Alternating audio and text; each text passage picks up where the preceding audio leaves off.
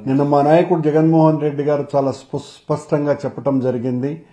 ఆ రోజు వైకుంఠ ఏకాదశి రోజున ముందు రోజు జరిగినటువంటి తొక్కిసలాటలో 6 మంది మరణానికి 51 మంది క్షతగాత్రులు కావటానికి కారణభూతులైనటువంటి అధికారుల మీద చర్యలు తీసుకోకుండా కేవలం ముఖ్యమంత్రి గారు వాళ్లను వెనకేసుకొని వచ్చి వాళ్లను రక్షించటానికి ఏదో కొద్దిగా నామమాత్రంగా ఒకరిద్దరు అధికారుల మీద వేటు వేయటం ద్వారా పంపినటువంటి సందేశం చాలా దారుణంగా ఉన్నది.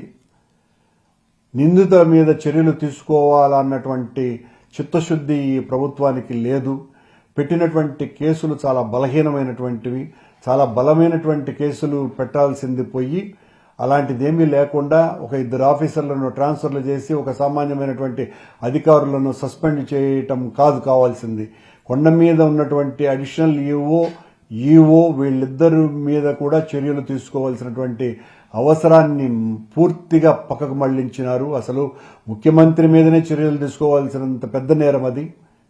కానీ వీళ్ళు బాధ్యతల నుంచి తప్పించుకోవటానికే ప్రయత్నం చేసి ఎవరి మీద కూడా కఠినమైనటువంటి చర్యలు తీసుకోకుండా తూతూ మంత్రంగా దాన్ని కప్పిపుచ్చాలనేటువంటి ప్రయత్నాన్ని తీవ్రంగా వ్యతిరేకిస్తున్నాం.